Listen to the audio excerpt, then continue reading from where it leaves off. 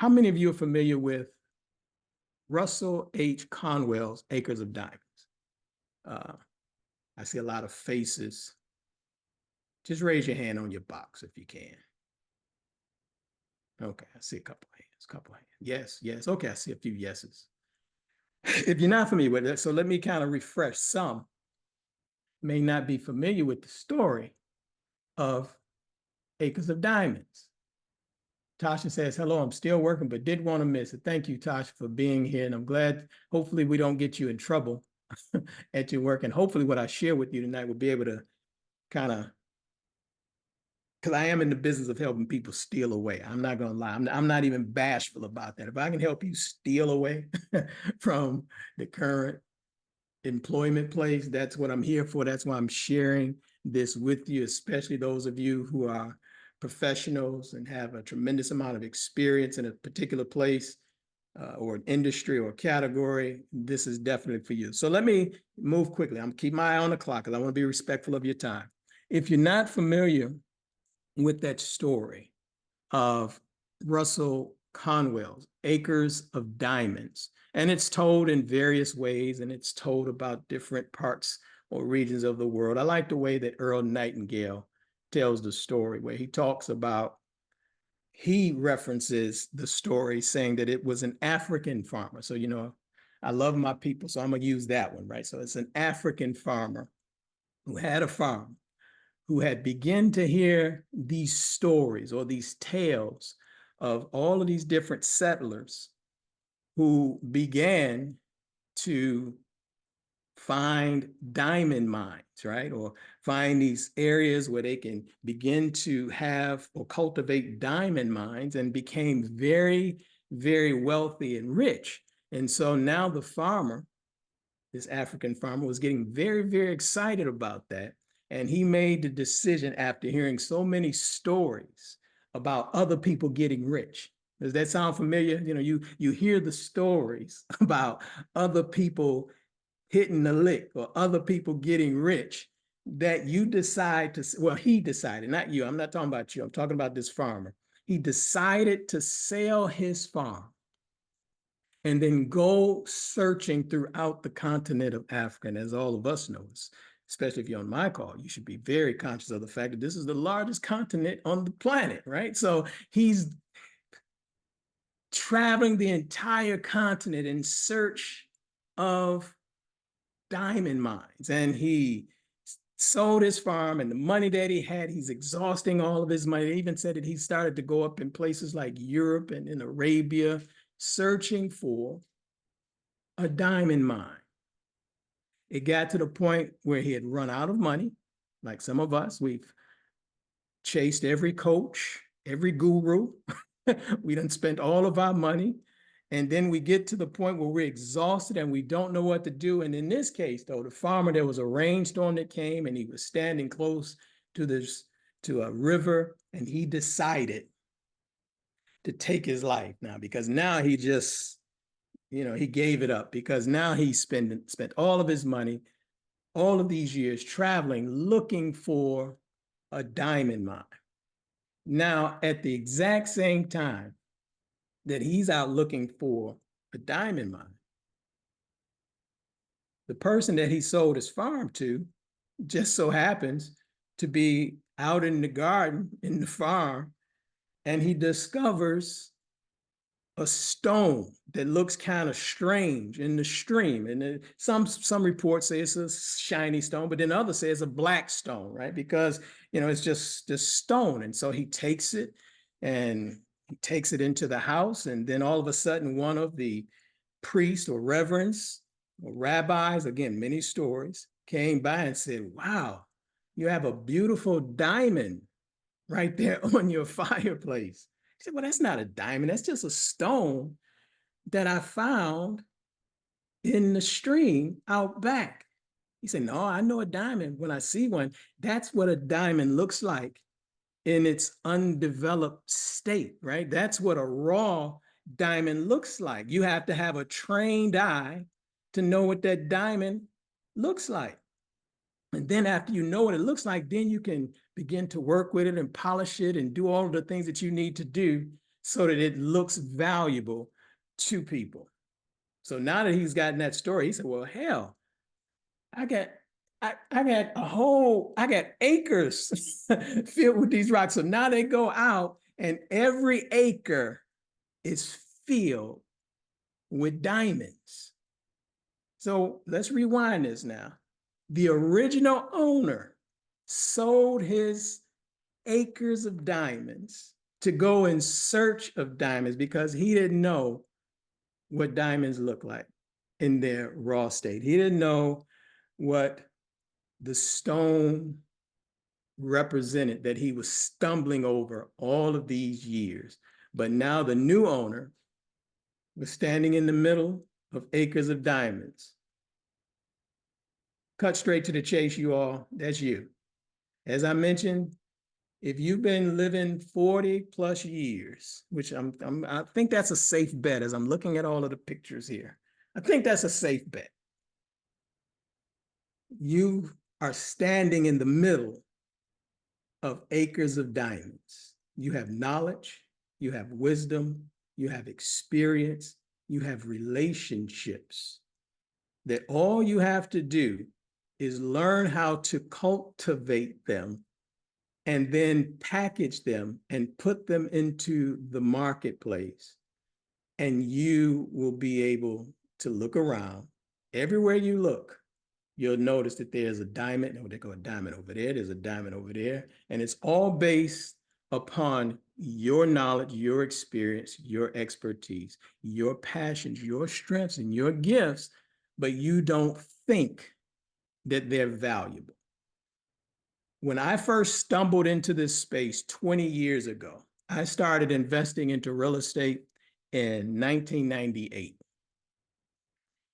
And I started buying, it was actually an elderly woman's properties that we started negotiating with and buying. And then I stumbled into one of the home study courses that she had in the basement, one of the real estate gurus at that time. And you probably heard of all actually had several of them, the Ron LeGrands, the Carlton Sheets and all. So I know I'm not alone. That's why I know it would resonate with some of you who've seen these late night infomercials. And I see a few of you smiling and laughing because you know that I'm telling the truth. You know all of these, no money down.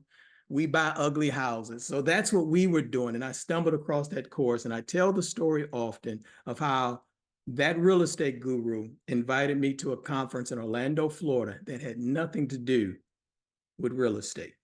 It was all about how he took his own knowledge of real estate investing and packaged it into the home study courses and began to sell them all over the world. And he literally revealed right there on that stage that he made more money selling the real estate courses on the infomercials than he did in actual investing in real estate in his local market. And one of the reasons that was so is because when you begin to share your knowledge and your wisdom and package these things in this type of way, you go almost overnight from being a local business to an international business. Matter of fact, all you gotta do is think about it. We're national right now. I'm looking at people from, let me see, Florida. Let's see, I see LA. I see a couple LA. I see Florida. Will, where are you at right now? You're in Arizona, right? Dr. Will, you're in Arizona. So we got Arizona, we got some Atlanta. So the technology of to this, remember, Zoom didn't exist back then. So Zoom and YouTube, none of this stuff, Facebook, none of this existed when we first started. It was all about running classified ads and things like that. But let me get to the point because I want to be respectful of the time. The point is, I started studying that.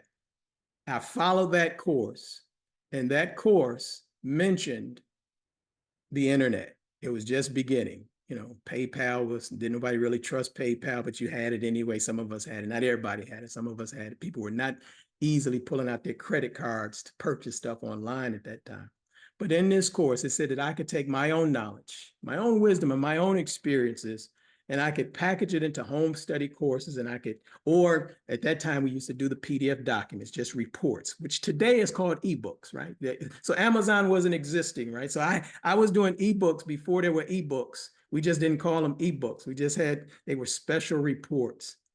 And so I built a list that was not very difficult because people knew me at that time. I was in certain organizations. So I would just say, hey, I'm starting this e-zine. And say, okay, I'll join your e-zine. You know, I'll give you my email address. It wasn't a big thing, but I built it up to where I had enough people that they wanted to know what I was doing with this real estate. And I told them how I was making this money. At that time, we were making a nice little chunk of change, but I had to kind of lie a little bit because we were making more than $2,000 a month flipping these nasty, stinking, ugly houses. But I knew I was dealing with Black folks. And if I'd have said, hey, I'm writing this report on how you can make $15,000 a month flipping these nasty, stinking, ugly houses, they'd be like, oh, Brother B, I ain't into that. That sounds illegal. I ain't doing none of that type of stuff because we just couldn't fathom the thought of those type of numbers coming relatively. In fact, let me just quick sidebar real quick. When I flipped my first deal, I don't know if you even know this, Dr. Will. I probably told, or you either, Dr. Leroy. I don't know if I ever told you all this. My very first deal, when I flipped my first ugly house and I bought it for $1,000 and then I sold it for $7,000 without even taking title to that house. I end up meeting the guy at the house. He gave me the check. I didn't even, back then they used to tell us, take a picture of the check so that you can have proof that you can show people. I didn't even take a picture of the check. I was so nervous, Anitra. I took that check straight to the bank, with the bank that the check was drafted on, to cash that check to make sure it was good. And we cashed that check. And I had $7,000 and I went and I put it in my mattress for 3 weeks. I didn't want to spend it because I just knew the police was going to come knock on the door. I said, it can't be this easy. There's no way that I could get this money. No, the police or he going to come back. And what ended up happening, the reason I pulled that money out and I started spending that money was I was at an event in downtown Detroit. It wasn't a convention. It was a political event. And the guy that I sold the house to, I saw him across the room. And he looked and he pointed at me. And I said, oh, I said some curse words. I was like, I better knuckle. It's time to knuckle up because I think this is about to be a fight now because I don't know what he's thinking. I'm like, maybe the deal went wrong. Something went wrong with the house, something. But he started making his way towards me, Dr. Will. And as he got close, now I'm in fight stance though now, Dr. Will. I'm like, because I don't know what's about to happen. And he looked at me and he said, whenever you get some more deals like that, call me first. And I was like, what? So now I can go get the money. Now I'm looking for more houses and I'm calling him. So that was how my mind had to change, right? My mindset had to shift that you can make that type of money doing certain types of business activities that most of us aren't used to, where we're used to trading, hours for dollars. Now, when you learn to leverage your knowledge or leverage larger assets, you can get chunks of money, and goes back to that riches number 4 that I was talking about. How you make it is a completely different way of doing it. So that freed me up. So now I'm in this online space and I still don't know that it's going to work, but people are asking me now that I'm doing these types of transactions. And I say, you all have been asking.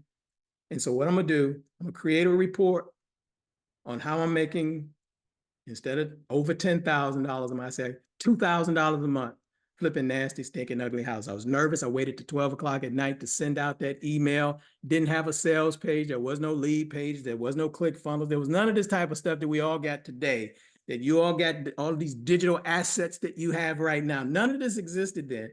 I just put that link in my email, sent it out, woke up the next morning and avoided my computer like the plague because I just knew this wasn't going to work. And I finally opened it up probably around noon. And I've said this story probably a gazillion times.